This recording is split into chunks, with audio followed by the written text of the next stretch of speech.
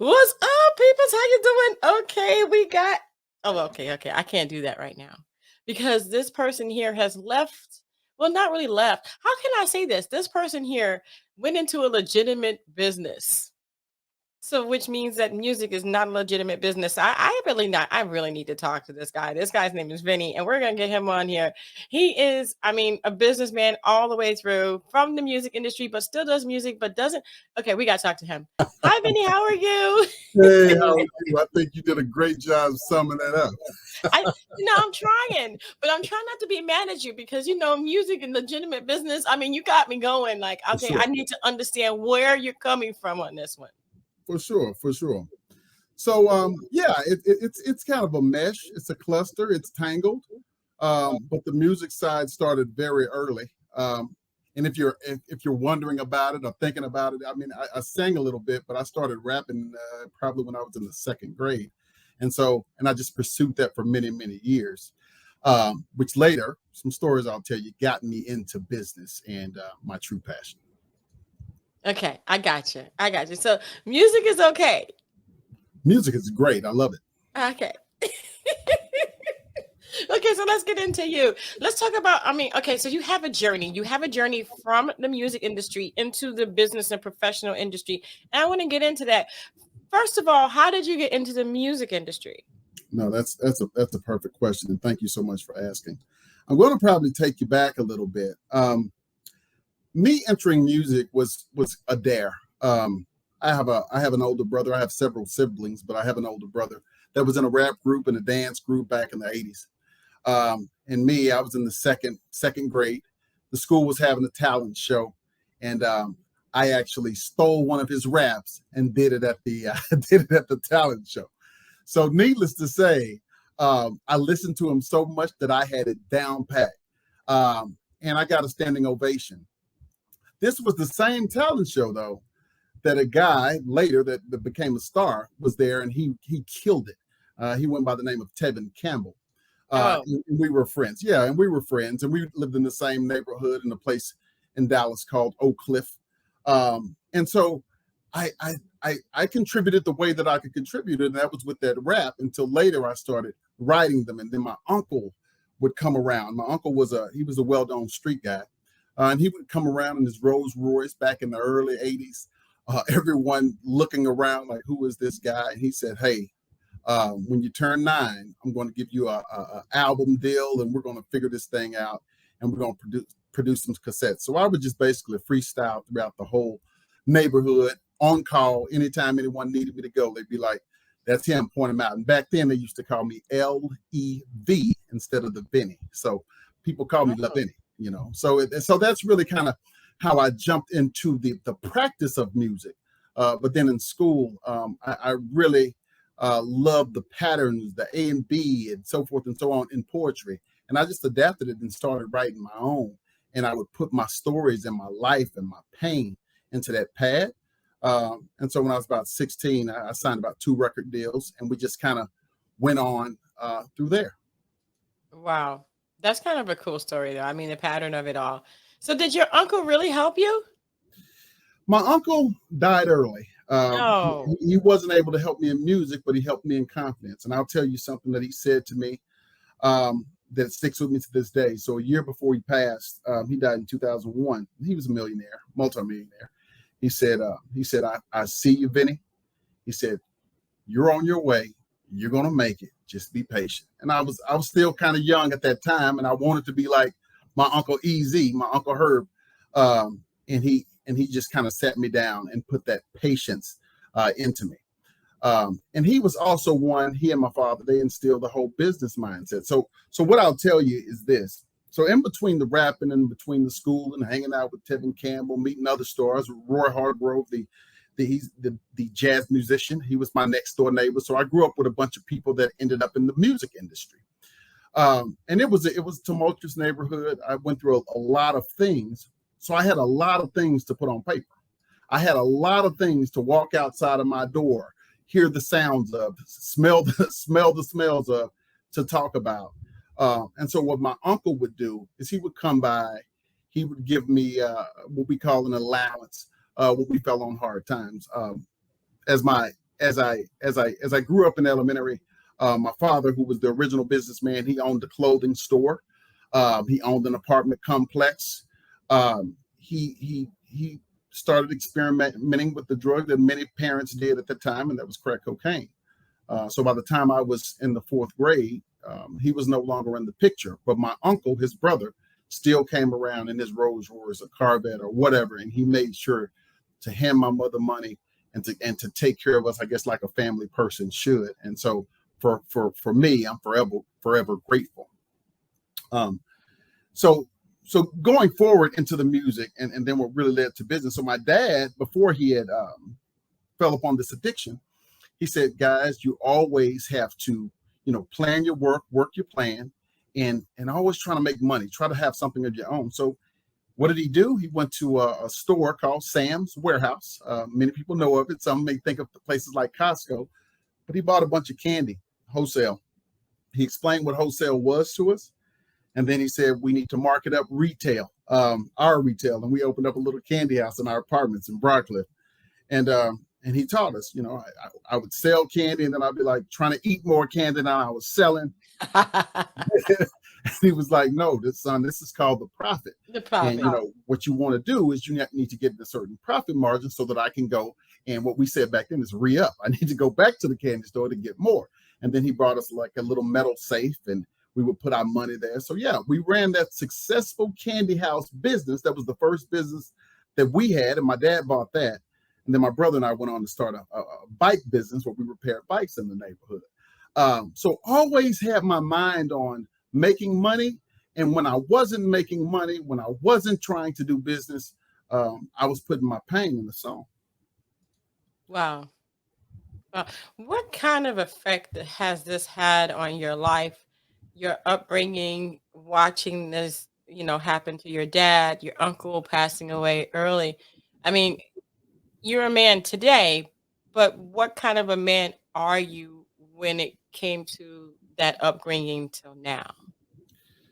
Yeah, I'll tell you this. For me, it's been about faith and family. See, my mother was a praying woman. Loved the Lord. My grandmother, both grandmothers. But they grew up in the heart of South Dallas. And South Dallas is one of those places. I mean, it's not for the faint of heart. And when these tough times came upon us, my mother was game. She worked 2 jobs. She worked 3 jobs. I mean, which is good and bad, because when you're working 2 and 3 jobs, guess what? You got 3 boys at home, and one 7th grade. Me, I'm 3rd, 4th grade. You got one 5th, 6th grade, and we're in a bad neighborhood, so we started doing things, and those things, in some neighborhoods they call it jumping off the porch. So we started jumping off the porch, doing things that we shouldn't have done, and then we do those things, and then we go to the choir and sing on a Monday and sing in church on Sundays. We go to choir rehearsal until we could no longer battle those 2 things in that dichotomy. So it had a rough one, but the other thing was, it taught me that there can always be a brighter future if you set your mind to it. So bad things happen. Scripturally, there's a scripture in the Bible that says, many are the afflictions of the righteous, but God delivers them from them all. Well, I didn't know that scripture back then.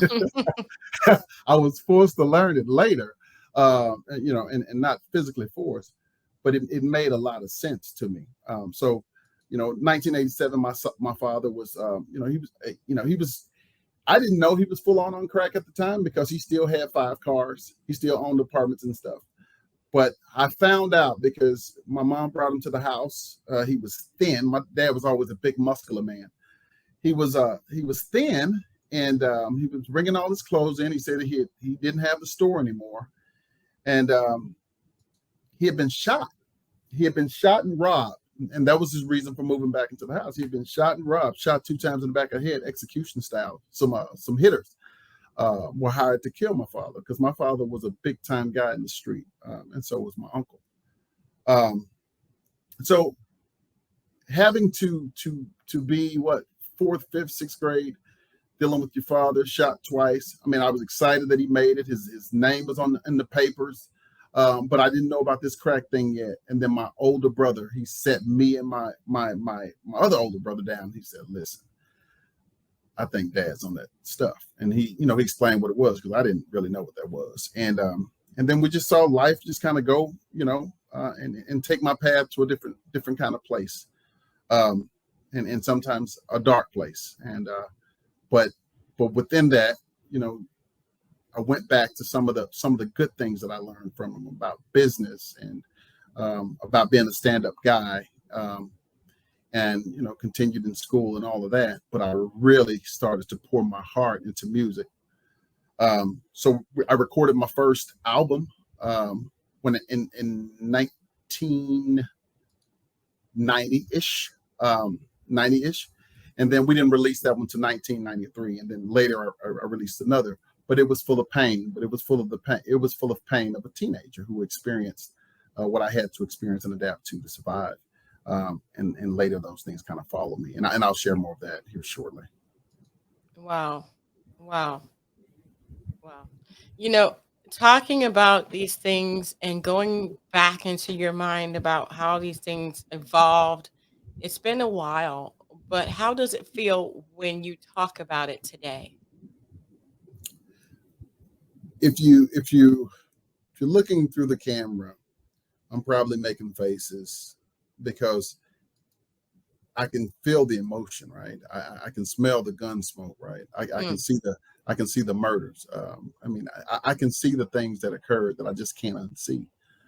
And it's hard to sit here and say, "Oh, all those things made me tough in business." But ultimately, that's what it's what it's going to boil down to. I'm ultimately going to tell you that as a Black entrepreneur, as a Black businessman, as a person that has had different types of titles and positions, working for certain types of tyrants, my upbringing, having my home shot up with AK-47s, things like that, it made me prepared for this crossover lifestyle. It made me prepared for business. That's crazy to think about that like that. I mean, everybody has a different psychological process, you know, and yours was like, I'm never going to touch that. I'm never going to go into that. When did you decide that you were going to go in a different direction, that you were not going to be a part of what you saw as a child coming up? Well, I went in the wrong direction, and I was in the wrong direction for many years. In 1994, all of my close friends got locked up. 1992, one of my best friends was locked up and sentenced 50 years concurrently, charged 3 times of capital murder for murdering 3 individuals, and I still haven't seen him since. And it's been more than 30 years. We were kids growing up in this environment, and so I did do things. Yes, I was a member of a gang. I did what I had to do to survive. I was never a part of anything because I wanted to be tough or for some vibrato, because my uncle and my dad, they hated gangs. They thought it was cowardly. My dad studied martial arts. He was good with his hands. He was a boxer. He was in the military. But oddly enough, where he picked up a lot of his street stuff was in the military. So for me, I was already good with my hands. My father had trained us. But where I went astray was anger. I said, if somebody's going to sell my dad crack cocaine, if that's going to be the reason why we have no food in the house, and I have migraines and I'm sick and I'm throwing up because the cupboard is empty, then if I ever get an opportunity to get my lick back, I'm going to get it. And unfortunately, that's what I did. So when I got an opportunity to help ruin the community a little more, I did. But I never liked it. I had disdain for it. I did it as a means to an end. So I didn't have kilo dreams to be some big drug pusher. I was just trying to have food on the table. And so I did it with the disdain, but I quickly jumped out of it because I never wanted to do it in the first place. It was just something I had to do. And so I did that until I was about 20 years old. But during that time, I had an opportunity to meet several people that were very influential in my life. One was a poet, a lady by the name of 𝐬𝐴𝐺𝐵𝐿𝐼. I think that she was a part of the, Back to Africa movement or some Pan-African movement.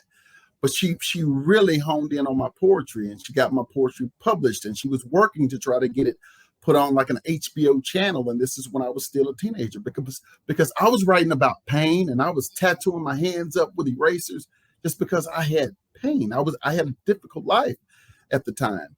But she just saw the poetry, and she was like, I didn't know how a person could put these words together. Now, the poetry, if I go back and look at it or think about it, the poetry was always negative, and it had a lot of inferences around death, but it was my way. It was my way out. So by the time I turned 19, 20, I prayed to the Lord. I said, listen, I haven't been living a great life. I know I learned about you. I know about you. The scripture says, train a child the way that he should go, and when he's old, he will not depart from it. And I think a lot of us think that means, if you teach them, they'll never do anything wrong. I did a lot wrong. I did some bad things to a lot of people. But at one point, it comes back. You find yourself in a situation and you end up helping somebody when you should be doing something bad to them, or people think you should be doing something bad to them. So as soon as I got an opportunity, I had two options. I said, listen, my close friend just got 50 years. We're the same age, right? My best friend got sentenced to 12 years, and I was in court with him when they offered him 99 years. And again, at this point, we're about 16 years old. Now, I will tell you, birds of a feather do flock together. So I was with them. I was very much a part of it, but I was blessed to not be involved when the trouble was given out. Wow. So I took that as, I'm going to put this on my back. If my friends can't be here, they've essentially lost their lives. I gotta fix myself. So I started reading self-help books. I got a summer job in the city of Dallas, working with the elderly, working as an assistant social worker, and that I needed that. I was working with the elderly, protecting them from the city. So when people would go out and write code, they would say, there's paint chipped here, there's this there. If you don't have your grass cut, in the next X amount of days, they're going to put a lien on your house, and ultimately they're going to take your house. Well, I had an opportunity to learn from some brilliant people working in Dean Lavelle's office in East Texas State University. So how to plug in data, reading about the liens, and just trying to figure out ways to help them. So I'd take pictures, work with the social workers, we'd meet about it, and we'd go out to their homes, home visits, site visits often. And that helped me with the compassion that I needed to give back to the community. It helped me learn the digital aspects of business, if you will, because back then, I don't remember what it was called. It wasn't Word or Excel, but maybe, I want to say Linux or something that I had to do, and I don't remember what it was because I was still young. But it helped me. And by learning that and actually getting a good feeling by helping someone instead of destroying the community, it led me in a different path. And my social worker boss, she lived in South Dallas, and she would come all the way to South Oak Cliff to the trenches to pick me up, take me to work. I'd catch the bus home.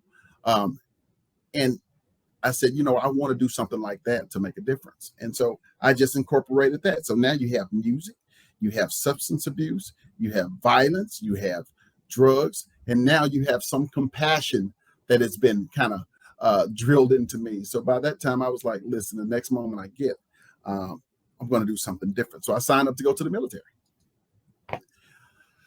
Oh, wow. Yeah, I signed up to go to the military. And this is a funny one. So I signed up to go to the military. I'm supposed to go and sign the contract and see where I'm going to go, take my test, whatever that is. I had a buddy of mine. He was still in the criminal element. He was a pimp. And he said, hey, I just want to pick you up. Let's just go to this place. He said, I lost all my money on the dice game. He said, but I hear that this job called ATC, they'll hire about anybody. They don't care, as long as you don't have a criminal background, they'll hire you. He said, "Will you ride with me?" I said, "Yeah, I'll ride." So I rode up there, and I always dressed in suits, but I would have these gold and diamond rings on and stuff. But I rode up there anyway, and so I set out in the lobby while he filled out his application, went for his interview, because the interview was really like, can you read, can you write, and you're hired. It was really like that. Oh, wow. But there was a typing test. There was a typing test, and this guy couldn't type. So he said, "Man, do you think you can do it?" He said, "Man, they pay $7 an hour, and you get 3 weeks of training." He said, "As soon as I get my training check, I'm gonna go buy me, a couple of 50s and start back selling drugs. Dope is what we call it." So I said, "You know what? They'll pay me, and I can start Monday." I said, "Okay." So I took the test. I was always a smart kid. Took the test, passed it. I could type, and they said, "Look, you look the part." Again, I didn't look the part. I had on a mustard yellow kind of a pimp shirt. Oh my gosh. and a suit and diamond rings and stuff and I had fingernails at the time. But they gave me a chance. They hired me. So the day that I was about to really go into that military, I got a job, and that turned out to be one of the best things that's ever happened to me. And that brought you into the professional field. Absolutely. Wow. So you never really dropped music. I did and didn't. And Okay. I'll try to go into that quickly. I'll try to go into that quickly. So music was just the background or the anthem to my life. Because remember, music is just where I stored my pain. Music is where I stored, all of that stuff that I talked about. So when I got this job, music was still in me, so I would still go hang out with my friends on the weekends.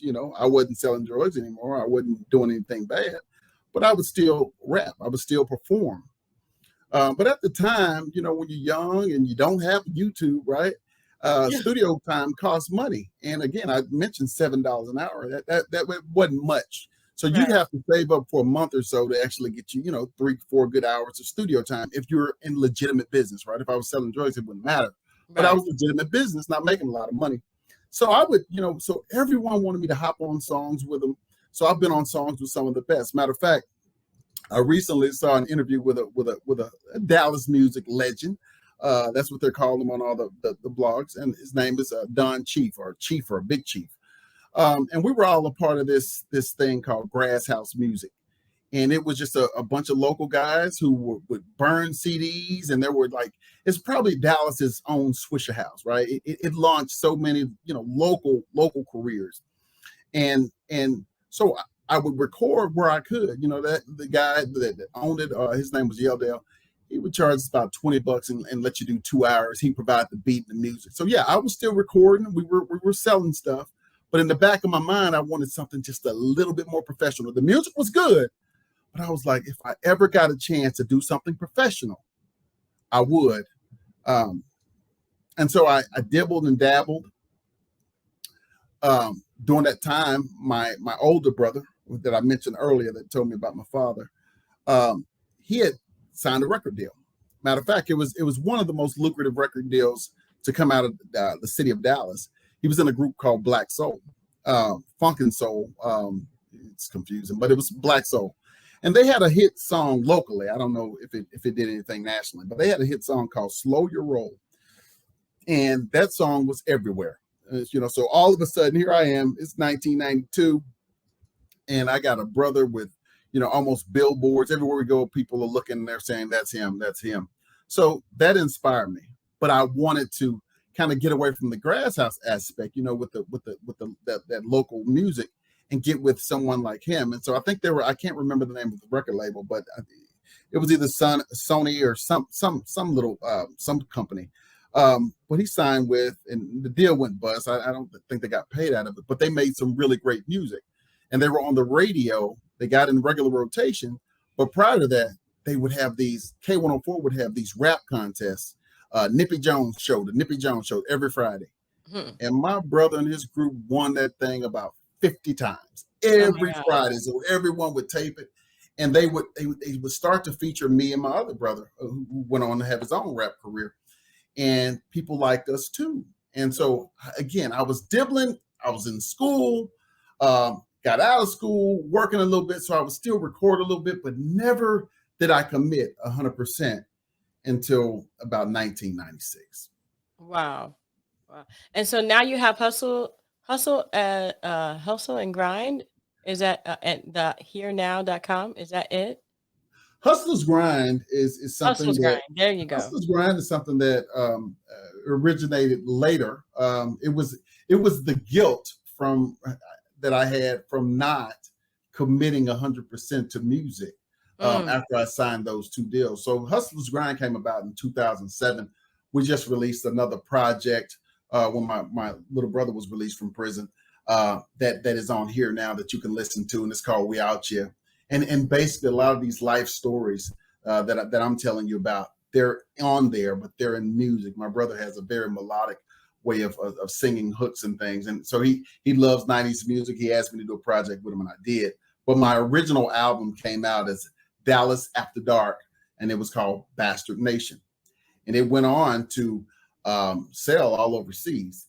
It wasn't, I'm not going to lie to you and say, oh man, I made millions of dollars off of it, because some kind of weird way there was a phenomenon in France, Germany, China, Japan, and Spain, where they had got a hold of my music somehow, and they were emailing the producer at the time, a JP from Kitchen Studios in Dallas, and they said, listen, we'd like to buy your CDs. We'll pay you $50 a CD. Well, I still had some inventory left. I'm like, okay.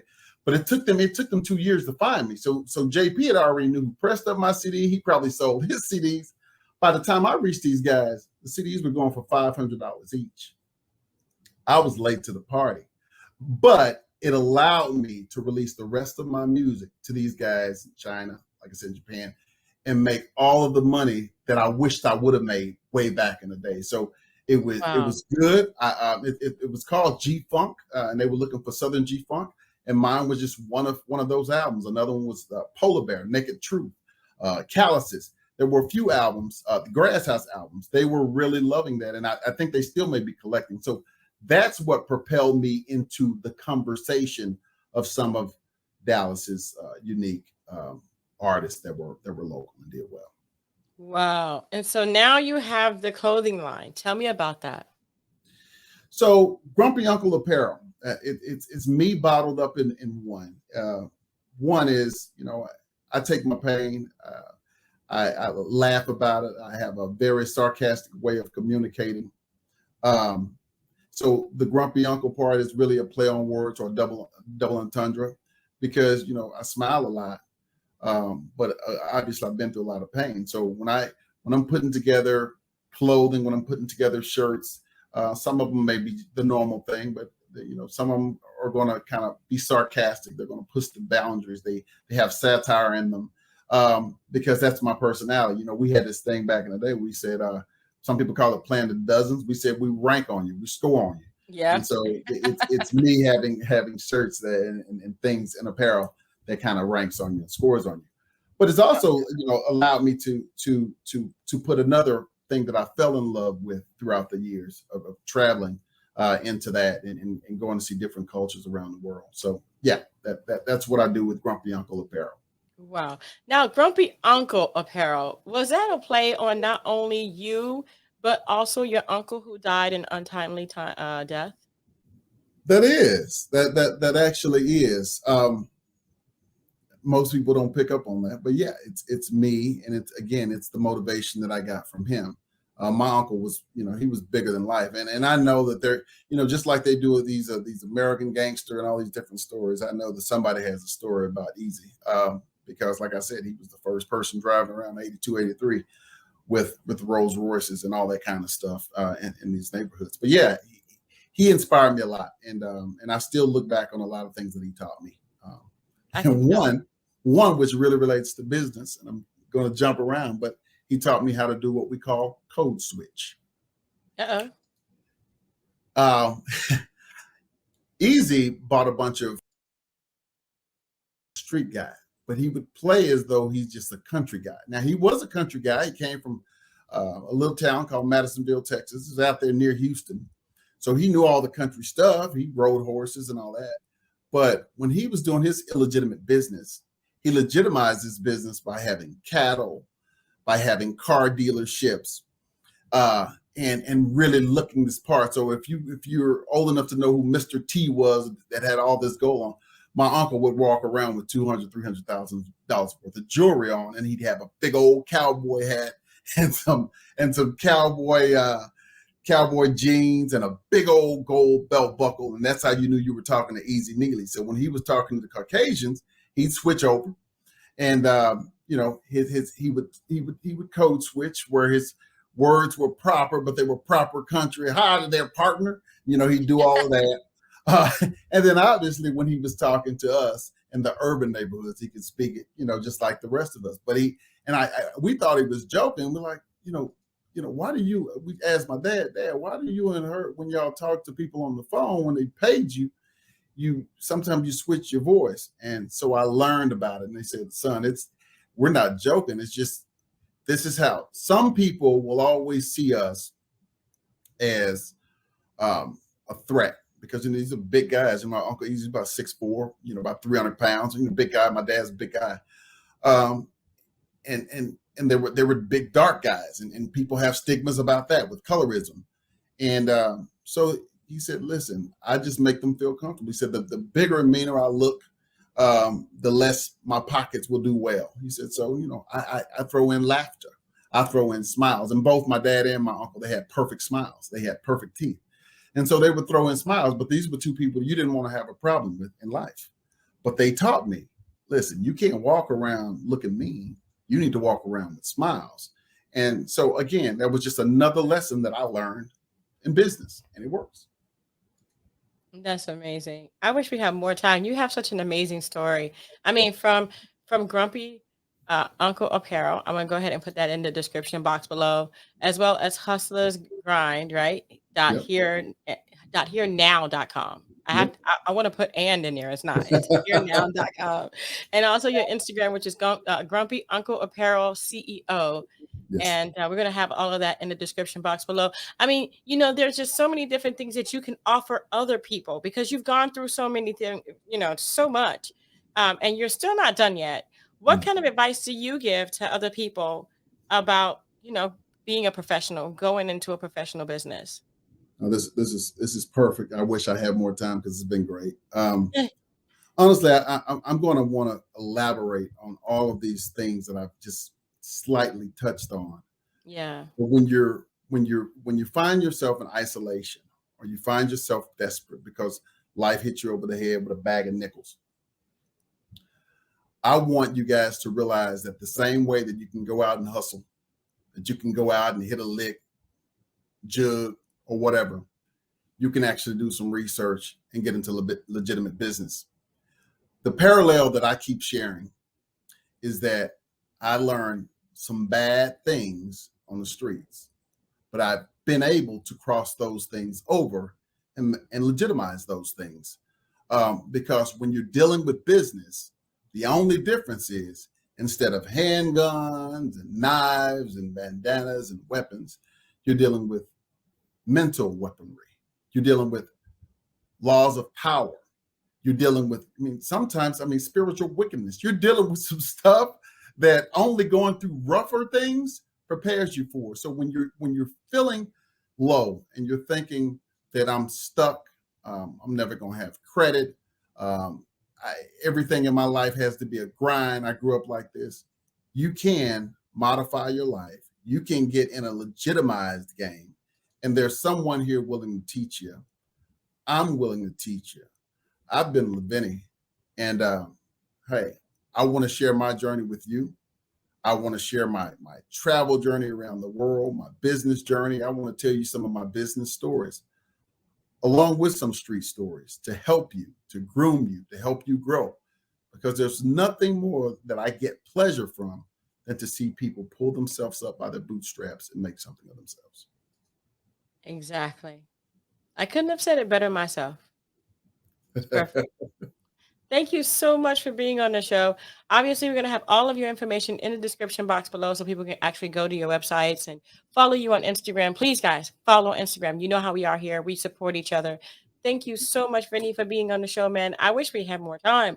I really do, because I mean, the conversation that we had just has to continue. You have got to come back. You've got to come back. We've got to do this again. I promise you I will. And hopefully I'll just break down a segment by segment by segment. But this has been amazing.